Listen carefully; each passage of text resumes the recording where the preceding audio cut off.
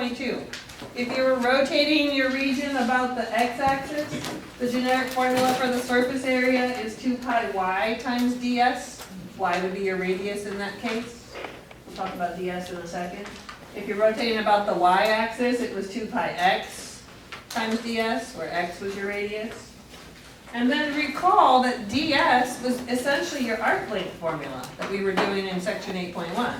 This is your arc length formula, and you can use it in terms of x or in terms of y, and it's totally up to you how you do it. Dx or dy. Before I go on, are there any questions about these formulas? You should have those in your notes. Yes? Hopefully? No? Oh yeah, I thought you were saying no. No, yes. Okay, got it.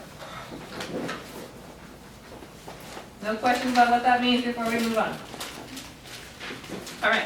I'm actually going to do example 3 before example 2 because 3 actually asks us to do it both ways with the 2 different DS's. And then when we get to number 2, we can decide which one we like better. So I'm starting with example 3 on page 69. We want the surface area of this function, the section between y equals 1 and y equals 2, rotating about the y-axis.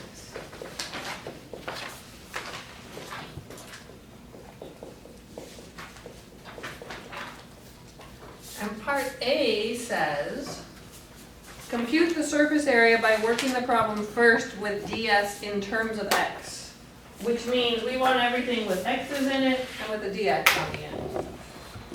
And then part B, we're going to do the opposite, with it in terms of y.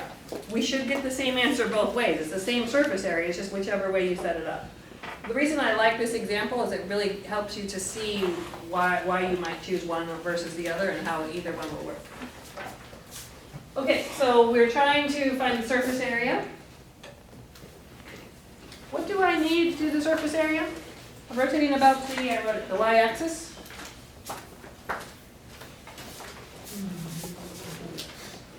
I need an integral 2 pi x times ds, where ds has to be in terms of x. How do I get dx? ds, excuse me. ds. What do I need for ds? The square root of 1. The square root of 1 plus the derivative squared, right? So I need the derivative, that's what you guys were just doing in your quiz, right? I need the derivative so I can square it. So let's start with that before we plug in everything else. So y equals, I'm going to rewrite this as x to the 1/3. Easier to take the derivative that way. So the derivative of that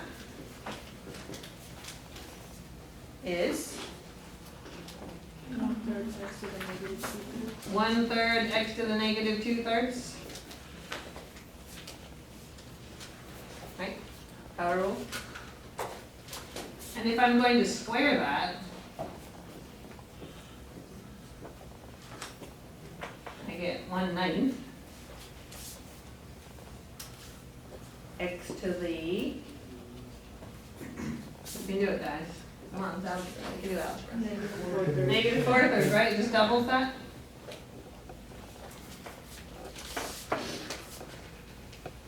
Multiplying exponents, negative 2/3 times 2.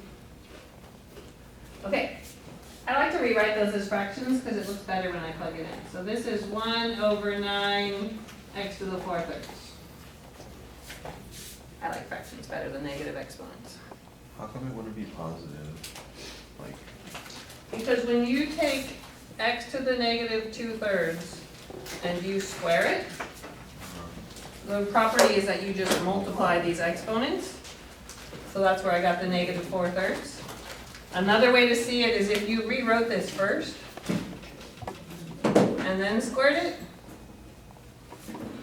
the negative's not, it's not a negative number, it's a negative exponent, right? So either way you end up with, oops, I was leaving off the 9 here, the x to the 4/3. Good question. The brain wants to panic and change it to positive. Okay, so the surface area is the integral of 2 pi times x times ds, which in this case is 1 plus the derivative squared, which we just did, dx. Right? Rotating about the y-axis, 2 pi x times ds in terms of x, since the directions asked us in terms of x. What else do I need for that integral? You know, replace the x. I need to know what the x's are, the bounds, right? What are my bounds here? 1 and 2. 1 and 2? That's a good first guess, but let's double check that. What are those 1 and 2s? Those are y values. Right. So I'm glad you said it. Thank you. I paid him to do that. Because everyone else was thinking that too. An extra credit, You were right, maybe. But for just participating, maybe not. So because the y was 1 and the y was 2, we're going to solve for those x's. So if y equals 1, then 1 equals the cube root of x. So you were right for that one. X would equal 1 when we cube both sides. But when y equals 2, 2 equals the cube root of x. So what's x? 8. So we actually had to solve for the corresponding x values that went with the y values they gave us. I cubed both sides. So we have this messy integral, 1 to 8. This is not the answer, this is just getting started. So that is the integral that represents the surface area when I rotate the region created by this between 1 and 2, and I rotate it about the y-axis. Now we have to evaluate it.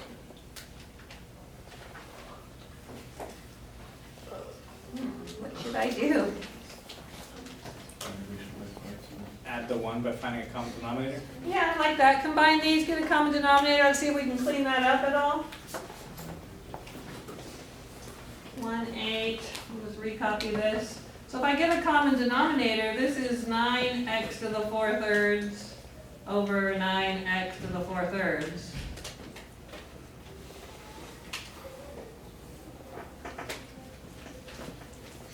Just rewriting the 1 here with a common denominator so we can add them, hoping that this goes better as we go. Good news is it will. I was just talking to someone in math lab who told me that fractions were stupid. They're stupid, they're kind of necessary, and I think they're kind of nice and complete and short, much nicer than decimals. But this one might be stupid according to her. That's fractions, but we can deal with it. I might have to erase my mess over there to make room. 2 pi x, now I have the square root of this giant fraction, which is 9x to the 4/3 plus 1 over 9x to the 4/3. Move that out of the way here.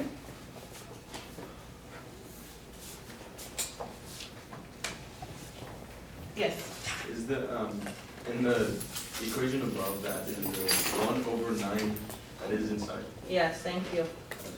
I got a little sloppy there. Thanks for asking. Now it looks even sloppier than I tried to fix it. It's underneath now, though.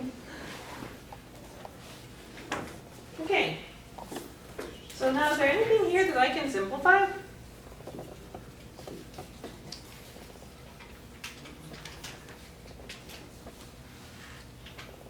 Let me rephrase that. There's a couple things here I can simplify. What are they? Yeah, I can take the square root of that 9. It's just in the denominator, right? I can pull that out. The square root of the 9. What about this? Can we take the square root of that? If that's a 4/3, when we take the square root, it would be a 2/3, right? Kind of where those 4/3 came from, right? Yeah. So let's pull those out. So I have 1 to 8, 2 pi x. I'm going to pull out the square root of 9 and the square root of the x to the 4/3. I'm pulling those out separately from this square root that we have.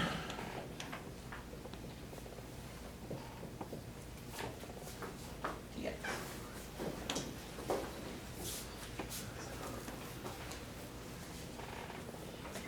This is fun.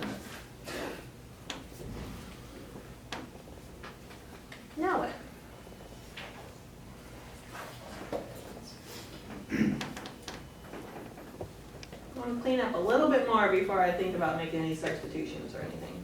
What can I do? Just bring up the 2 pi. Yeah, I can bring out the 2 pi and even this 3 out front. Let's do that. So I have 2 pi over 3, the integral from 1 to 8. Notice there's an x here and an x to the 2/3 here. This one has a little invisible 1 on it if you need to see it. What happens when I have x to the 1 divided by x to the 2/3? The top is gonna be x to the 1. It'll just be x to the 1/3, right? We're subtracting those exponents like Zach said, right? So that's just x to the 1/3 square root of 9x to the 4/3 plus 1 dx. I'm running out of room here. Now it's a simple use of, he sees it. It might not be obvious to everybody. But we've cleaned up a lot of what we can clean up. Let's write out what the use of might be. Anytime you've got this mess underneath the square root, it's always good to try to let that be u. And Chad's already tried it and seen that it works nicely. So if I let u equal that inside part, that's supposed to be a 4, I don't know what that is. In my head it was a 4. 4/3 plus 1. What will the derivative of that be? I'm going to bring down the 4/3. That'll give me 36/3, so that's just 12. X to the 1/3 dx. Which is why Chad said it was a simple use of. Why does that make it a simple use of?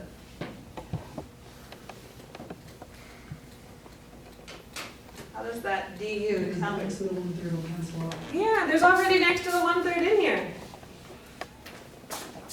There's a x to the 1/3 dx inside here already. So x to the 1/3 dx is equal to 1/12 du.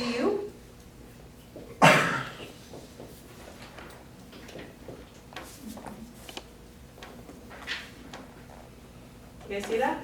Yeah. All right, I need to move over here. Example 2 will have to wait. Make sure I plug everything in. So I have 2 pi over 3, the integral of the square root of u, right, I plugged my u in there. And I'm going to replace the x to the 1/3 times dx with 1/12 du. It's getting prettier all the time. Times 1/12 du. And I am not going to write 1 and 8 here. Not doing it. And if you guys do on your paper, you know I'm going to scribble all over it. So those are not 1 and 8. This right here tells me that these need to be u values.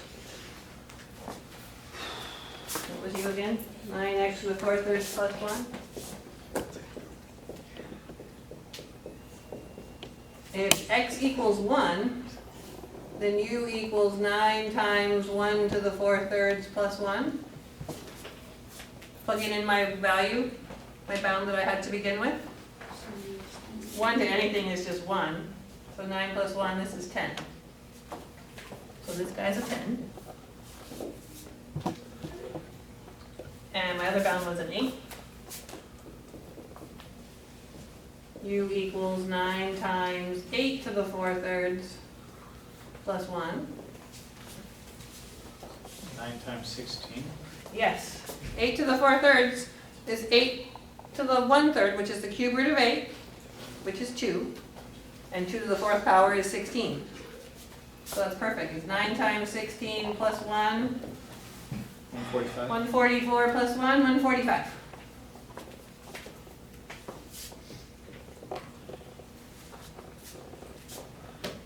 So my integral just got a lot prettier. A lot prettier.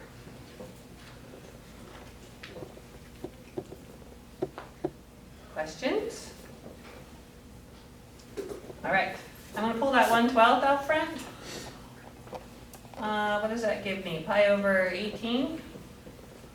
I'm reducing in my head, be careful.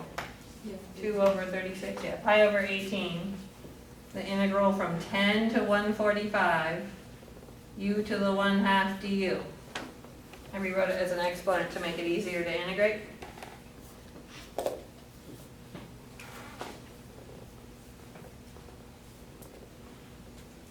Now we're ready to integrate finally. So that's pi over 18 times the integral of u to the 1/2. 2/3 u is Perfect, 2/3 u to the 3/2. And I'm going to evaluate that from 10 to 145.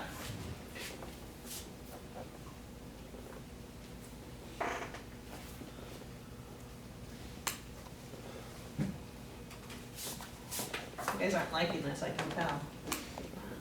Pi over 27 when I combine those. And then I have 145 to the 3/2 minus 10 to the 3/2. There's not much more you can do with that. The only other thing you could do is turn those into radicals, which I would, because I like radicals better than fractional exponents. But this is correct. If we made it into radicals, it would be pi over 27 times 145 square root of 145 minus 10 square root of 10.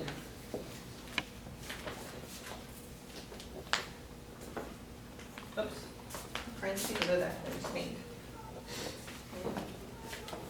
Either one's fine. My answer keys always look like this.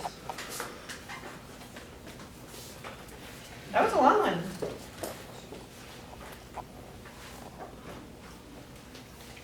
Questions?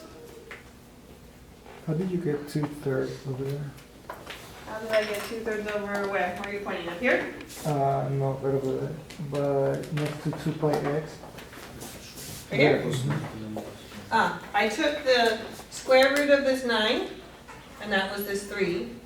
And then when I took the square root of x to the 4/3, that's x to the 2/3.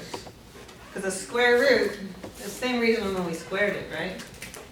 A square root of x to the 4/3 is the same as x to the 4/3 to the 1/2, Oh, I see. which is 2/3. It takes half of your exponent. Yes, Joseph? So what would happen if, let's say we kept it at x values, but we substituted the x back in for u? Or like the u back in, you know what I mean? So once you got to here, So yeah, what if we plug u back in and then? okay, so this is a plug good the x point. value? A lot of you like to go from here and put your x's back in, which just makes the problem longer. But you could. But what I'm saying is that if we did that and we got the answer, would you mark it wrong on the platform? Good question. So what you're saying is you're gonna put the u back in here and then put the old ones back on here Yeah, and then keep going, right? yeah. And you'll get there because when you plug 8 into here, guess what you're gonna get? 145, if you plug 1. So essentially you're doing it at the end. The only problem is you have to have the bounds here. So when you tell me that that original integral, which is over there with the 1 and the 8 on it, is equal to this, it's only equal to this if these bounds are 10 and 145. There are some people who don't like to switch bounds at the beginning. They'd rather put the extra steps at the end. And they'll write u equals question mark, u equals question mark, to let me know that there's supposed to be some u values there. I've been letting that slide because at least you're telling me they're supposed to be u's, and by the time you get down to here, you're back into x's. So like if I just wrote, instead of writing equals, I tend to write an arrow when I do u sub, because they're not equal to each other. Right, if you're doing an arrow and just saying I'm working on this integral, and then you can say that one equals this. Yeah, Right, so if you wanted to kind of do this particular guy, oops, let me scribble over this again, this was 10 and 145.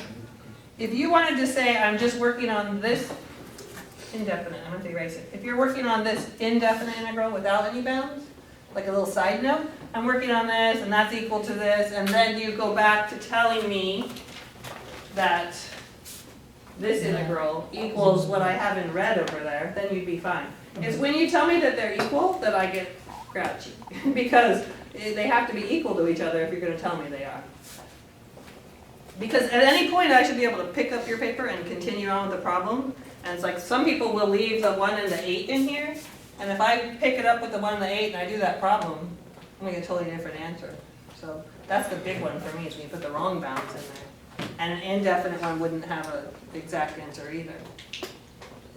But I can't stress enough, this is just more work for you, to put it back in. If you just substitute it in now, you don't ever have to go back, and because you have to do all this extra work. So you get in the habit, you might come around to my side. Maybe, maybe not. Yes? So, when it comes to the, like, fractions in the exponent, Mm-hmm. so it's not the power inside the root, you do the root and then multiply by the It could be either. Okay, because that's what I've been having trouble with a lot, where I get a funky answer, where like 16 is really nice. So say I wanted to evaluate this. I like to think of it as 27 to the 1/3 and then squared. Okay, The reason I like to think of it that way is I can take the cube root of 27. yeah. I know that's 3. And then when I square it, I'll get 9. Versus like it But it's not wrong to write it this way. The problem is, once I get 27 squared, it's a big number that I don't even know what it is, and then I don't know what the cube root of that is, so then I have to pull out my calculator. So I always choose to do the denominator first, because it makes it a smaller number, and then deal with it. But these will give you the same answer. They're both gonna be 9. I just can't do that one. The only reason I know this is 9 is because I know that's 9. Yes? When we removed and simplified the bottom radical, Yes. at that step, could we have just instead multiplied both the top and the bottom by that bottom radical? And still have gotten the same, come to the same conclusion? Mm-hmm. You could have. Okay. Mm-hmm. Is it more complicated? I tried one on the lab that way and it just, I think it would be messier, but it would you still end up reducing everything out eventually. I'm always at the point of, if I can take a square root and something's under there, I'm gonna do it. Now, and I would only rationalize if I couldn't, maybe. Like if this was just a 5 down here, then it makes sense to multiply by square root of 5 or square root of 5. But if it's a nice perfect square, I always just take the square roots and hope something reduces. Other questions? You guys have good questions today. So there's half of that example. That was fun. So let's remind you what the question was. The original question was this: find the surface area if we do this. And part A was rotating about the y-axis. And part A was doing it with respect to x. And there's a reason I put a box around this. The reason I put a box around this is to compare it to what's going to happen when we do part B, when it asks us to do the same problem with respect to y. Because personally, when I set up an integral, as soon as I get to here and I don't see an obvious substitution right here, I'm going to switch and do the other variable and see if it's going to get better before I try all this. I'm doing this to make my point. I think you'll see my point in a few minutes. Because this was a messy integral, no doubt about it. We could do it, but it was a mess.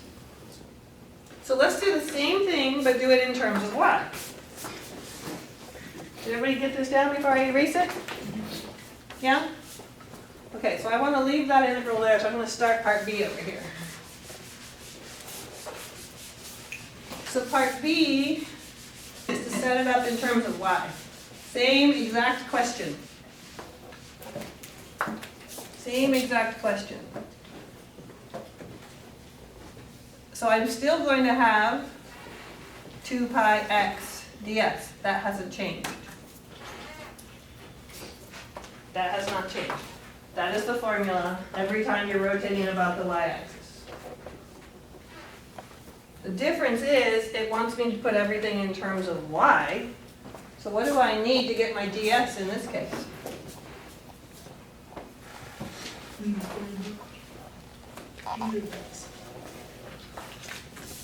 dx in terms of y.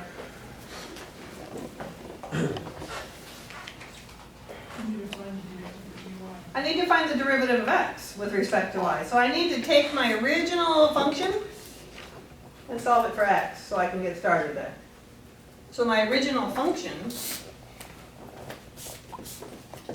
which was the cube root of x, if I solve that for x, x equals y cubed. So So first thing, you have to have your function in terms of x. Now I need to take the derivative of that where y is my variable. So the derivative of this, 3y squared. Derivatives are already nicer.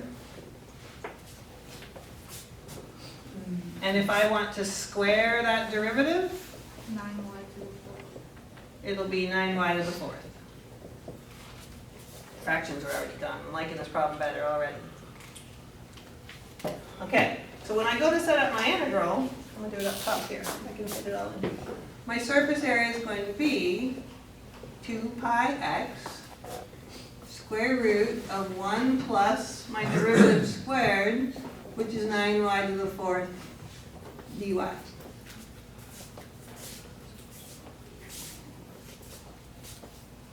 Because I am using this formula for my ds in terms of y. 1 plus the derivative squared dy. So now, Zach, what are my bounds for this one if it's dy? 1 and 2, right? Because we were given that y was between 1 and 2.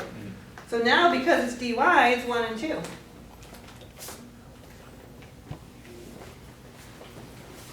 There's one thing about this that makes me a little uncomfortable. That x. I don't have an x in there. X is y cubed, though, Daniel says. X is equal to y cubed. So we just need to put in what x equals. If x equals y cubed, let's put it in there. So my surface area is 1 to 2 pi y cubed times my ds that we just found a minute ago.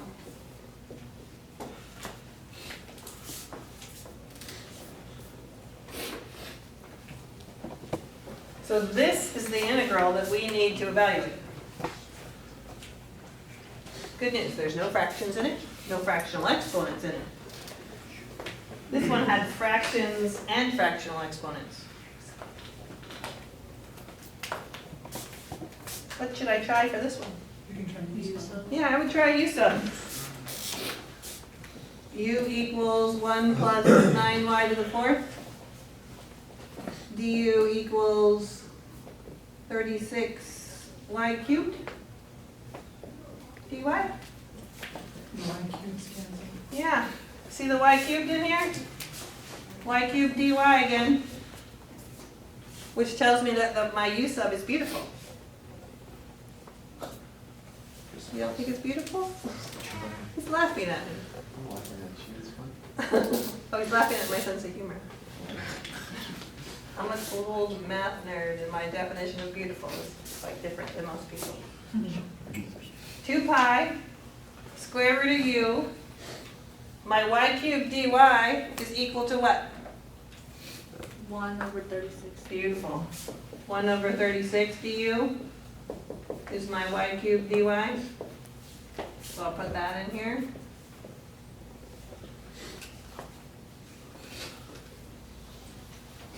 You can bring the 136 out. Yeah, I'll bring the 136 out. What else do I need to do? Change bounds. Change my bounds. We can do that. So if x equals 1, u equals 1 plus 9 times 1 to the 4th. Hey, what a coincidence. That's 10. Is that y equals 1 or x equals 1? Oh, thank you. I meant y. Right, those were y values. Thank you. And if y equals 2, u equals 1 plus 9 times 2 to the 4th, which, big surprise, is 145. So I now know that this is 10 and this is 145. What'd you say? So I have pi over 18 times the integral of 10 to 145. Wish I hadn't erased this side now. You guys have the problem that we just did a few minutes ago after we did the u sub? I don't have it here on the board to point to. I'm really sad that I erased it. What's it say after we did the u sub? When we did it part A. It's the same part. It's exactly the same as this, right? The one that we just did in part A, we got to exactly the same point. But it's a lot shorter here. A lot shorter. The reason it's a lot shorter is we didn't have to get a common denominator. We didn't have to simplify this fraction inside the radical. We ended up with a use of and eventually got there, but this was much nicer. I'm going to just right here, keep going.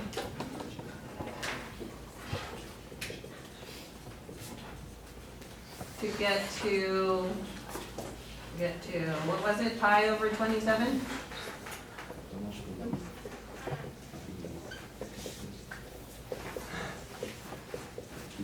That was our answer before, right? If we kept, it's the exact same problem, so I'm not gonna redo that part of the problem again. So when you're asked to find surface area, it might seem like some busy work to set it up twice.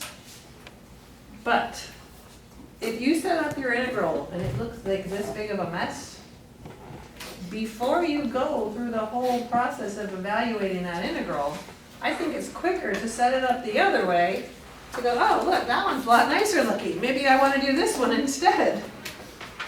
Whichever one is going to give you the same answer, but it often helps to set it up both ways. Now, if you got lucky and the first time you did it was with in respect to y and it worked out nice, then why bother switching, right?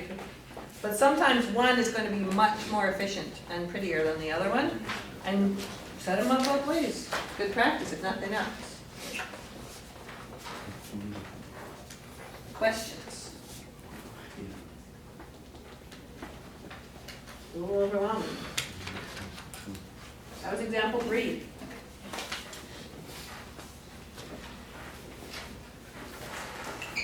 Ready for example 2? No? We're not ready for example 2? Want to do it on your own? No?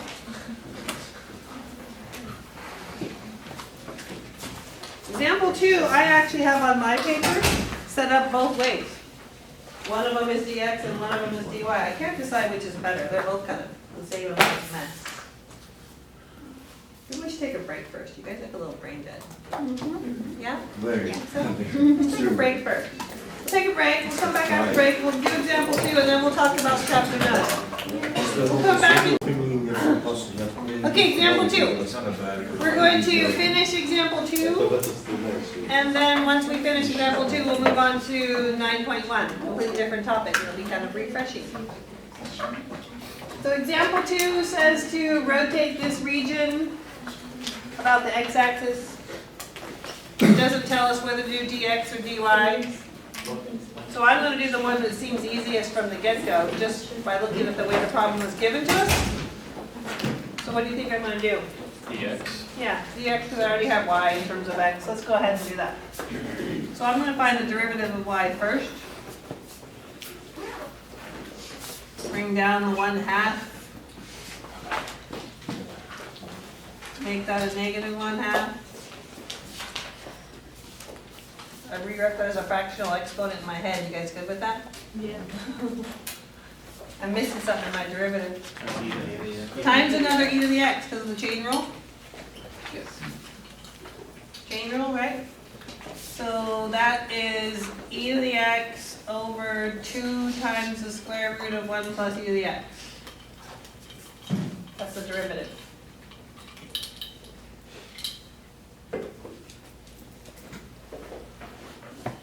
What should I do with that? Might as well square it. I'm going to need it squared in my formula. So the derivative squared is e to the 2x. Remember, we're just multiplying exponents. Over 4. What happens here?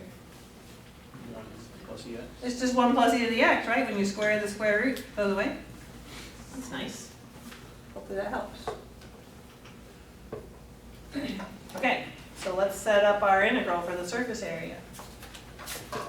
S equals the integral, since I already know I'm doing x's, I'll put the 0 and 1 on there right now. If I'm rotating about the x-axis, the formula, which is way over there, tells me to do 2 pi y, right? 2 pi y. times ds, which is 1 plus the derivative squared.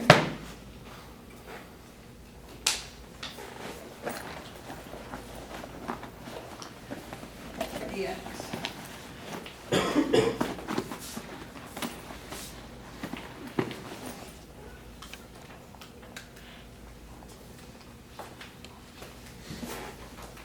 Everyone okay there?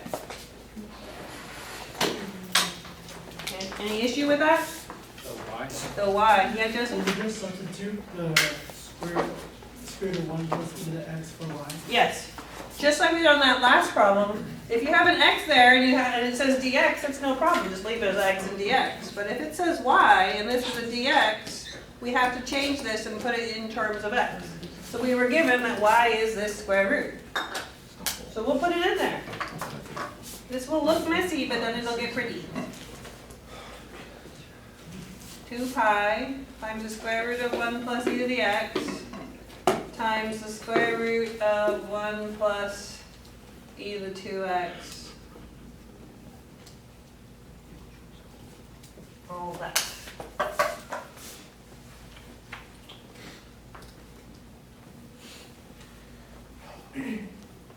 That's nice. It's beautiful. It's beautiful. He likes my sense of humor. Common denominator. We have the same sense of humor for sure. Common denominator, right? We've got 1 plus a fraction. We need a common denominator inside there. We can do that. We'll be all right. I'm going to pull the 2 pi all the way up front. I'm going to recopy this square root. When I get the common denominator inside here, I have to multiply this 1 times 4 times 1 plus e to the x top and bottom. I'm going to do that all at once. 4 times 1 plus e to the x plus e to the 2x all over 4 times 1 plus e to the x. So this part right here came from getting that common denominator with the 1. Multiplying 1 times this over this.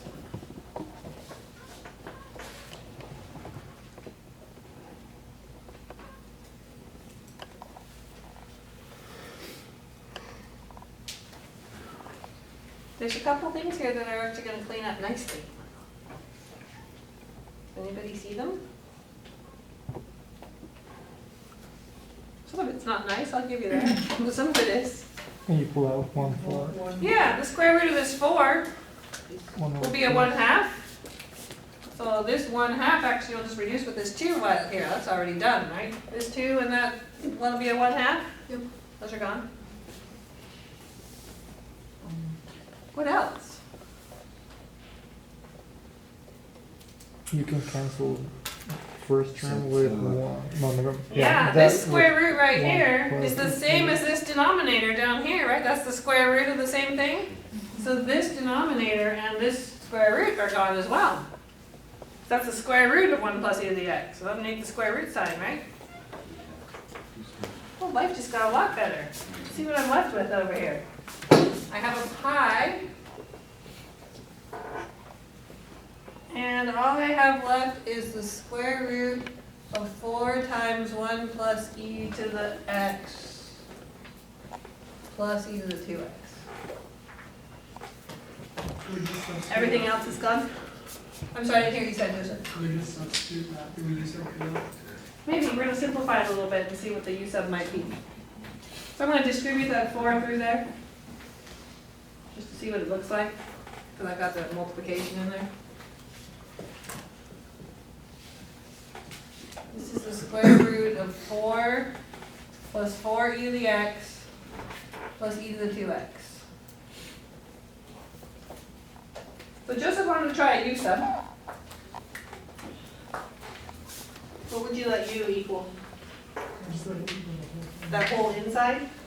The problem with that is if the whole inside is u and we take the derivative of it, that derivative is not hanging around anywhere. I got nothing on the outside of that. So I'd have end up with a 4 e to the x and a 2 e to the 2x, and what would I do with those extra e to the x's? So a u sub is actually not going to get us anywhere here. You could try it, but you'd be stuck.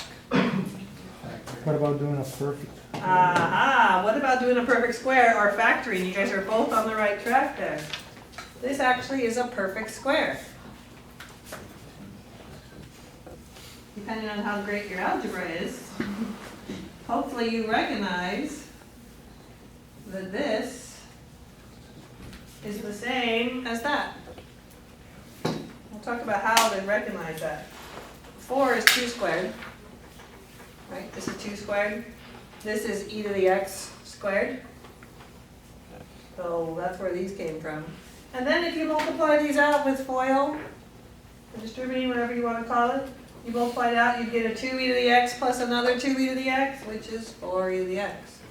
So it happens to be a perfect square. When you end up with 3 terms in there, quite often you have a perfect square, you just don't recognize it. So you can factor it, or you can recognize the perfect square. A little trial and error. How does that help us? The square and the square root. Yeah, the square and the square root go away. So that's just pi times the integral from 0 to 1 of 2 plus e to the x.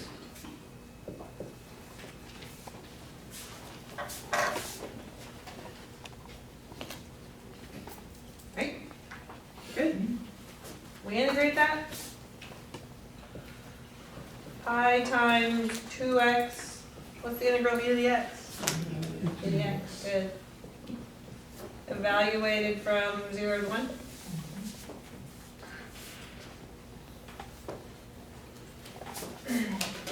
So that's pi times 2 plus e minus 0 plus 1. Anyone see where the 1 came from? You got 1, where'd the 1 come from? E to E to zero. the 0. E to the 0 is 1. Don't just ignore your zeros. A lot of people ignore it because they think everything goes to 0, but it's 0 plus 1 in this case. So the answer is pi times 1 plus e. The exact answer.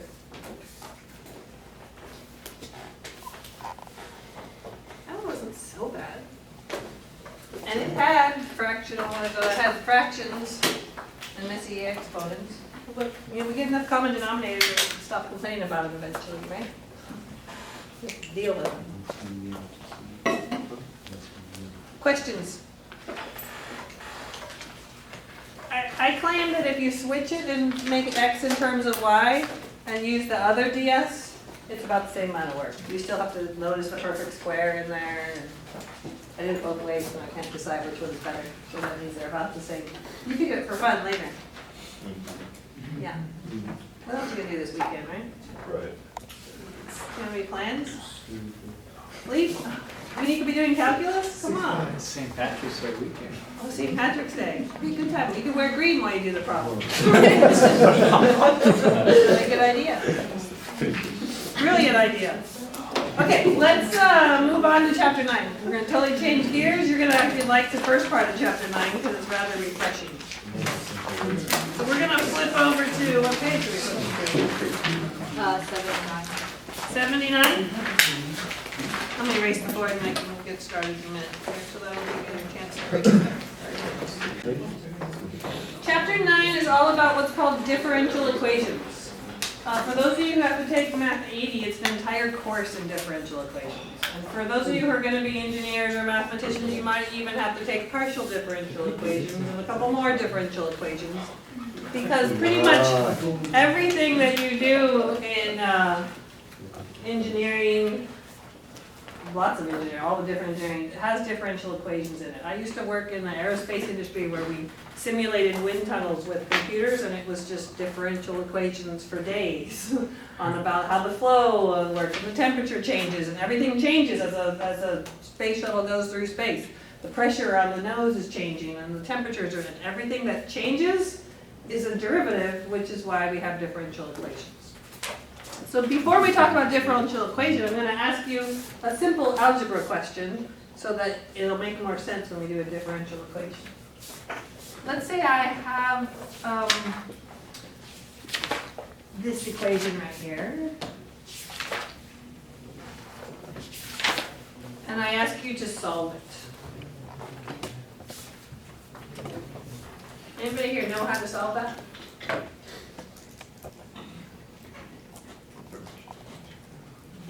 I'm expecting that most of you don't.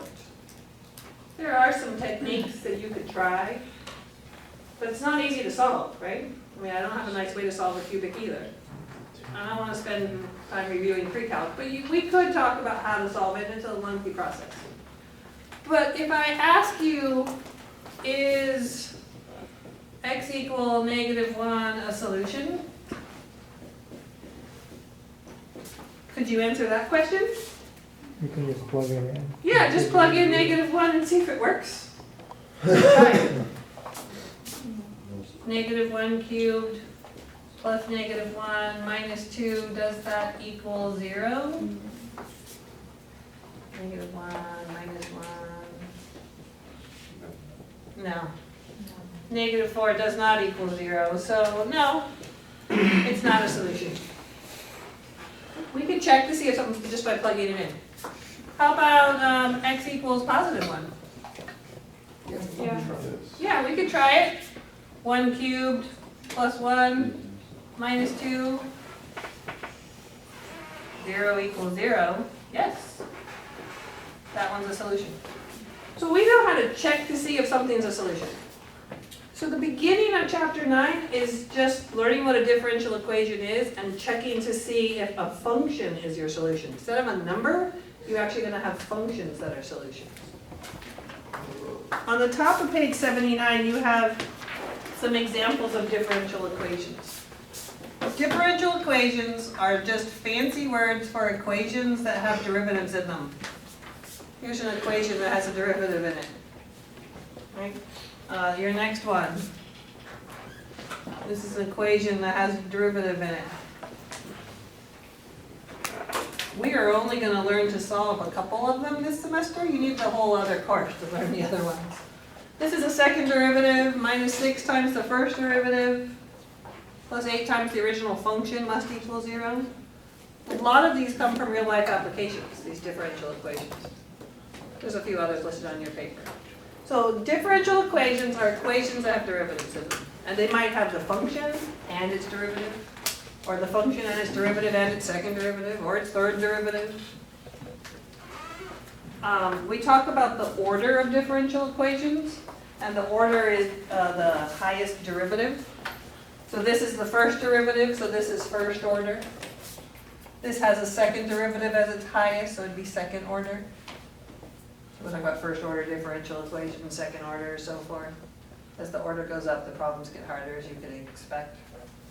But what we really care about is the solution.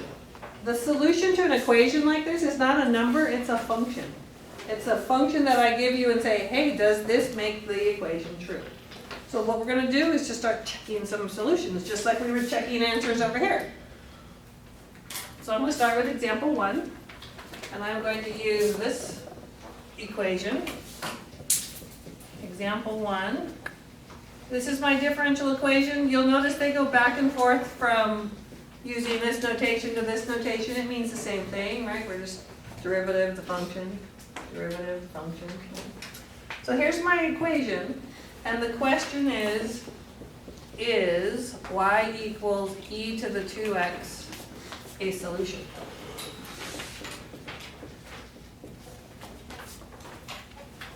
Over here, when I asked you how to check if it was a solution, you told me to plug it in and check. So if I want to check to see if this is a solution, I need to plug it in and check. I'm going to plug in y right here. Guess what I'm going to plug in over here? The derivative. So first I have to find the derivative of y before I can do that. Derivative of y is... what's the derivative of that? 1 over 2 e to the 2x. Not quite. No. You're integrating. It's 2 2e to the 2x, right? Chain rule. The e to the 2x comes back times the derivative of the inside. Yeah, who was I just talking to about going forwards and backwards? Was that you? No. It was you, Joseph, about taking integrals when you mean derivatives and vice versa. Gotta keep them straight here, we're taking derivatives here. Okay, so we're gonna check, we're gonna plug this in now. We have the derivative. So is it true that the derivative minus the function, I like to put a question mark while I'm checking, equals e to the 2x? Yeah. I plug the derivative in here, the function in there, I just recopied that side. Well, these are like terms. So when you subtract them, you get 1 e to the 2x, which is equal to e to the 2x. So the answer is yes. It is a solution. Because I plugged it in and it gave me a true statement. All I care about is that both sides are equal. I'm not looking for an answer, I'm just trying to make sure they're equal. Just like over here, looking to see if both sides are equal. And in this case, it was yes.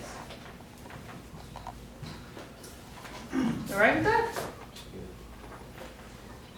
So the next part for example 1, same equation, wants to know if this other function is also a solution. Y equals e to the x plus e to the 2x.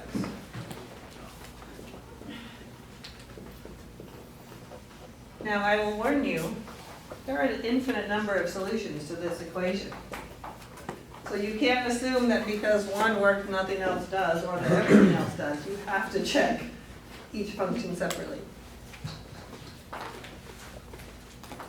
So kind of like we did here.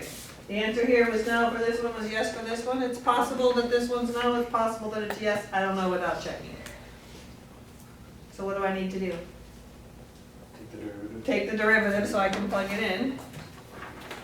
So y prime, in this case, is e to the x plus 2 e to the x plus 2 e to the 2x.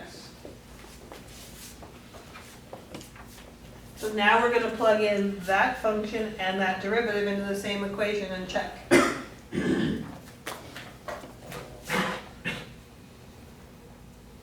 Is it true that the derivative minus the function, does that equal e to the 2x? Yes. I heard a yes and a no. Oh, we better simplify and find out. I'm hearing more yeses now. I thought I heard a no. No? Everyone said yes? I thought I heard a no. Yeah. I'm hearing things. I want to do it anyhow, just to make sure. Make sure you distribute your negatives correctly. The reason this one works nicely is because these e to the x's reduce. Right, and we add these just like we did in the last one. That's 1 e to the 2x equals e to the 2x. So that's a yes. Those aren't bad, they're kind of refreshing after those messy problems we were just doing. Right now we're just checking to see if there's solutions. But notice they're totally different functions. This is one, this is one function. This function has a whole other term with a whole e to the x, and it still is a solution to that equation. Lots going on here. Okay, some examples underneath here are just examples of where you see differential equations. There's so many we come up with. Population growth is really common. You've actually seen some of that in your pre-calc or maybe in your algebra. It wasn't written as a differential equation, but that's where your formulas come from. Whether you have a carrying capacity or not. Carrying capacity means like maybe you're growing some bacteria in addition. There's only so much room and so much nutrients that you can't go past a certain amount. So there's some limit as to how high it could go. So those are differential equations and that gets incorporated in there. The Hooke's law that we did for springs, that came from a differential equation. Lots of things come with differential equations. So we could talk about where they all come from. But today we're just going to practice solving them, not solving, checking solutions and verifying. So I'm going to move on to example 2. Right up above there, it says sometimes differential equations have a known initial value, and that's what helps you find the constant. You know how when you integrate something, you get a plus c? C could be different depending on what you know about your function. When you plug in 0, you have to get 8, so you might have to solve for c. So sometimes you're given a differential equation, but told that when y equals 0, for example, it has to equal 10. Then you'd have some constants that you would be solving for constants. Just like you did with C's way back when in Calc 1. So, we'll show you where that comes up. So now we have a new function, excuse me, a new equation, which, by the way, your differential equations might also have x's in them like this one does. This differential equation has the function y, has the first derivative in it, and has some x's in it. It's got a lot going on there. And part A says to verify that y equals c minus x squared to the negative 1/2, that all members of this family are solutions to this equation. They call this a family of solutions because there's an infinite number of equations here, depending on what c is. If c is 10, that's one equation. If c is 95, that's a different equation. If c is the square root of 3, if c is pi for pi day, right? So there's an infinite number of functions here.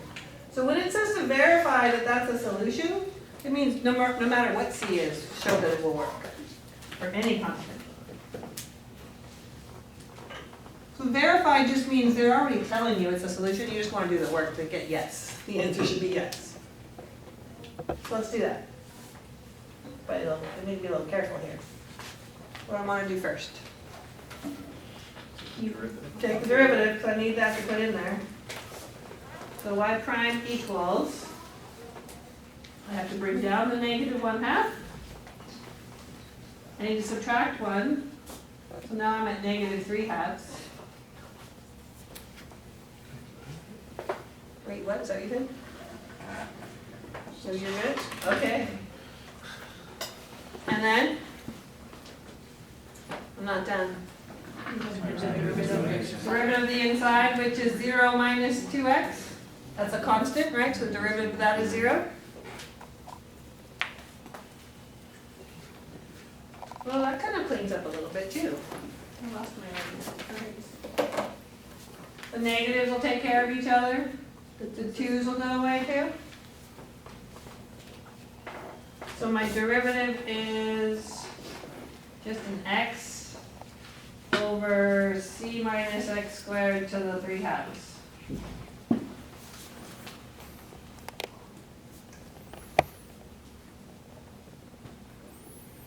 Right there? Okay, so it's verified. Let's plug it in. So now we're going to check.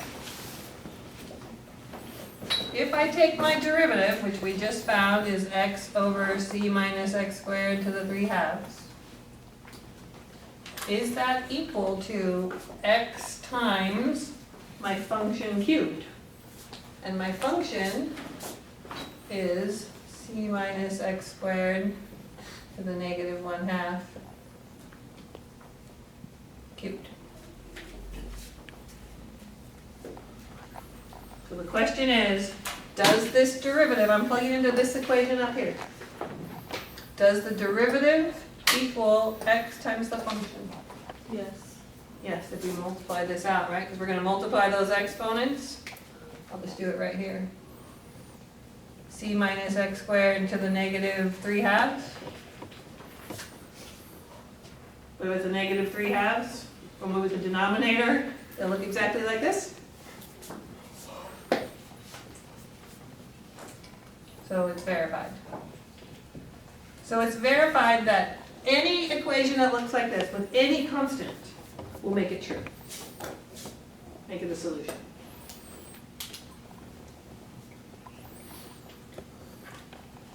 Right there. So the next part says, find a solution to the same equation. Find a solution if y of 0 has to equal 2.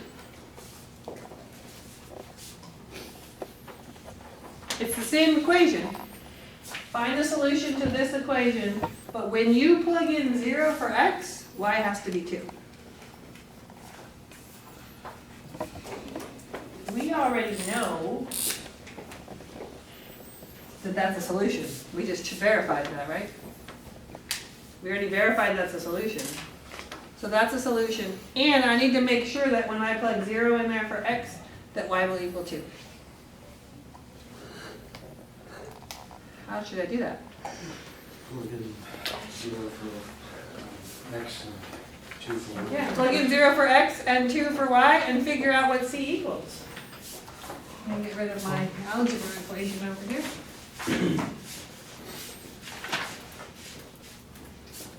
We want to know if y equals 2, what does c have to be if x equals 0?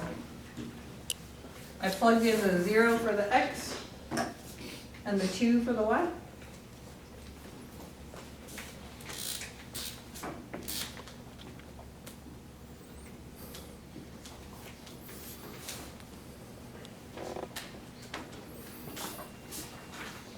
Two equals 1 over the square root of c. That's just c to the negative 1/2, so I turned it into a square root, I think better than square root. C minus 0 is just c. We square both sides to get rid of the square root. 4 equals 1 over c. So c equals 1 over 4. So what is a solution to this equation? I want a solution to this equation that also makes this true. What function satisfies both?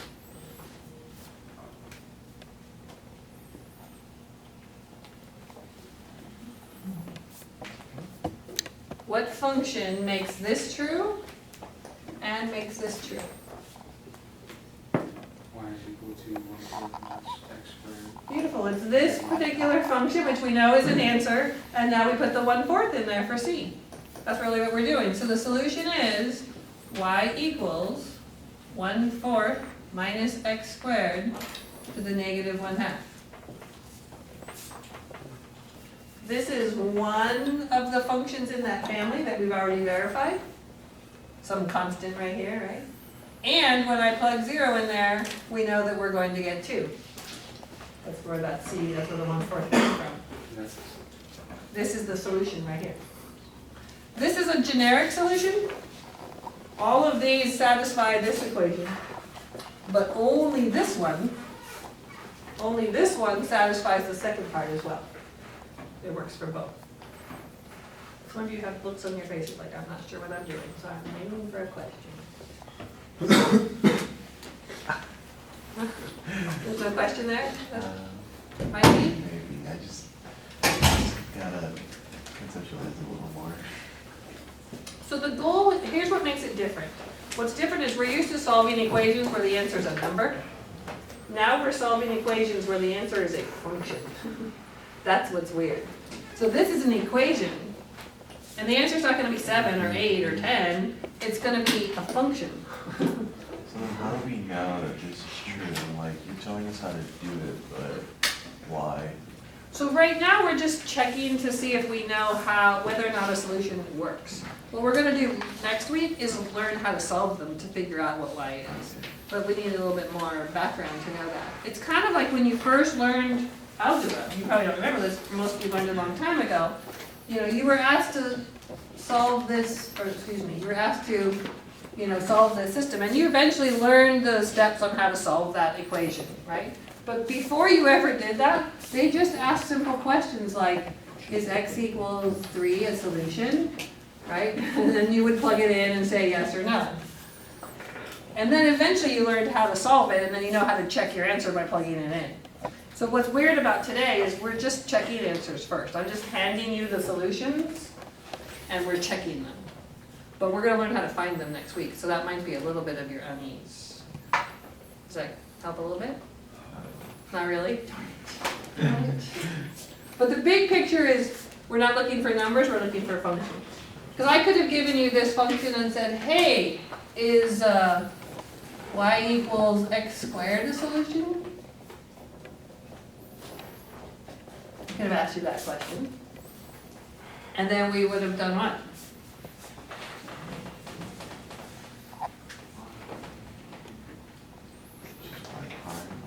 Yeah, I'd have to find y prime, which would be 2x. And is 2x equal to x times that function cubed? Definitely not, it's gonna be x to the 7th is a 2x, so the answer would be no. So we're looking at all these, there's an infinite number of functions out there, we're looking for the particular ones that make this differential equation true. We'll go back, maybe your question will get clearer later, hopefully. Other comments or questions? All right, so at the bottom of page 80 is a real conceptual question. And it says, explain why these graphs can't be solutions to this differential equation. Well, I'm going to recreate these graphs roughly so I can point at the pieces of them there. And this is making sure you understand what derivatives tell you as well as differential equations. So the equation is this. dy dt equals e to the t times y minus 1 squared.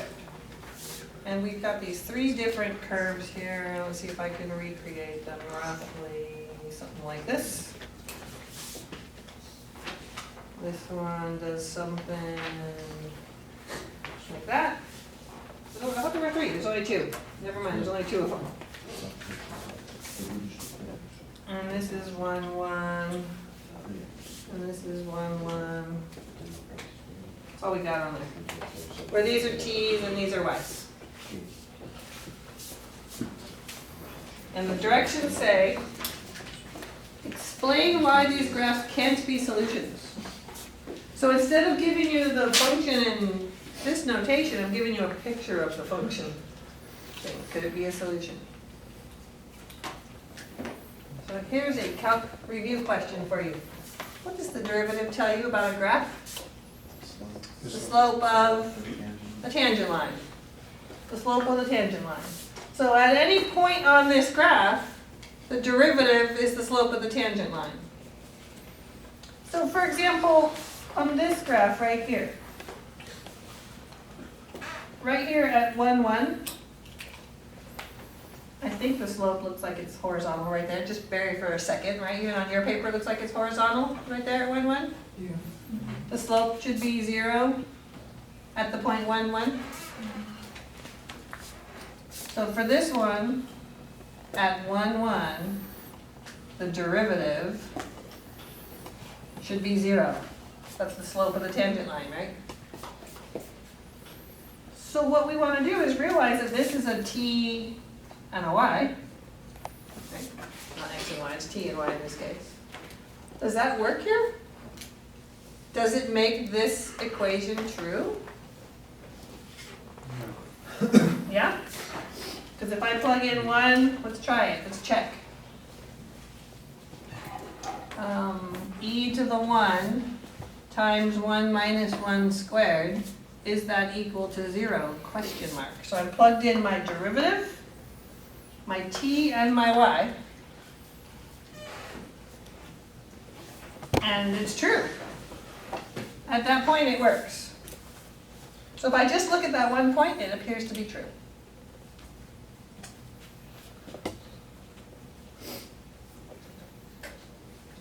But what about this point over here?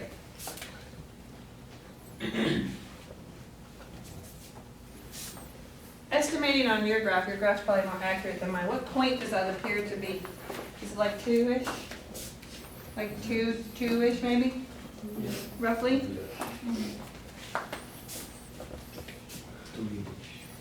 Approximately. I can't tell for sure. There's no scale on there, but it's roughly 2, 2. Turns out it doesn't matter. I'll show you why in a minute. At 2, 2, the slope is also 0 on this graph. So let's check it in there. Let's check it and be a little more organized. So is it true that 0 is equal to e squared times 2 minus 1 squared?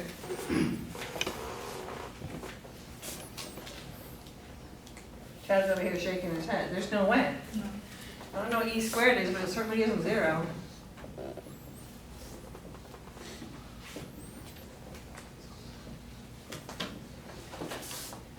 So there is no way that this graph could be a solution, because if it was a solution at that point, the derivative would be 0, the slope would be 0 when I plug those values in.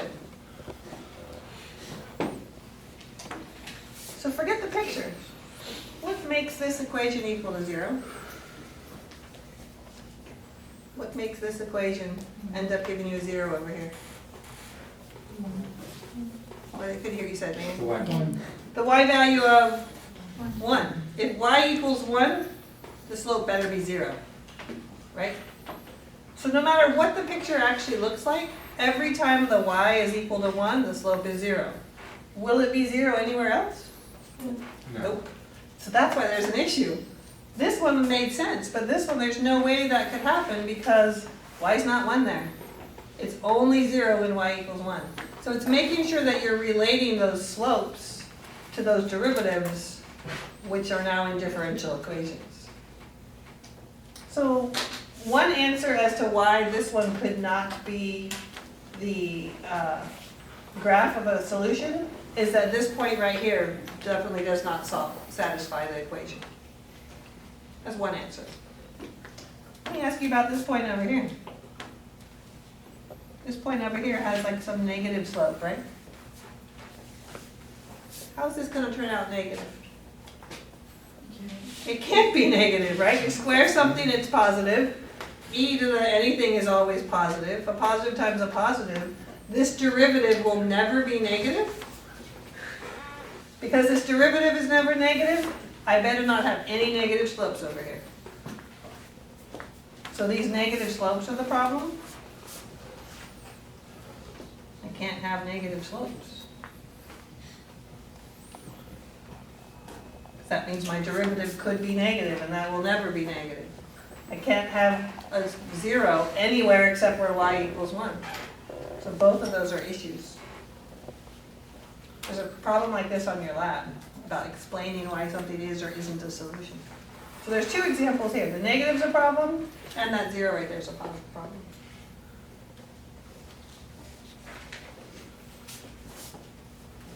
Somebody ask me a question.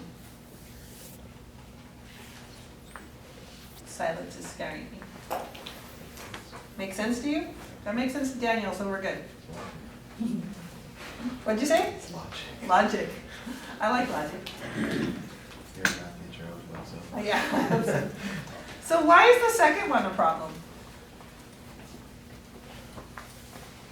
Why is the second one a problem? Slope isn't 0 at 0. Ah, the slope isn't 0 at 1. We just said that the slope equals 0. M equals 0 if y equals 1. Has to be true for this, right? The slope at 1, that's not 0. There's your problem right there. The rest of it's actually okay because they're all positive slopes. It's always positive, which it needs to be, because that's always positive. But it's supposed to be 0 right there, and it's not.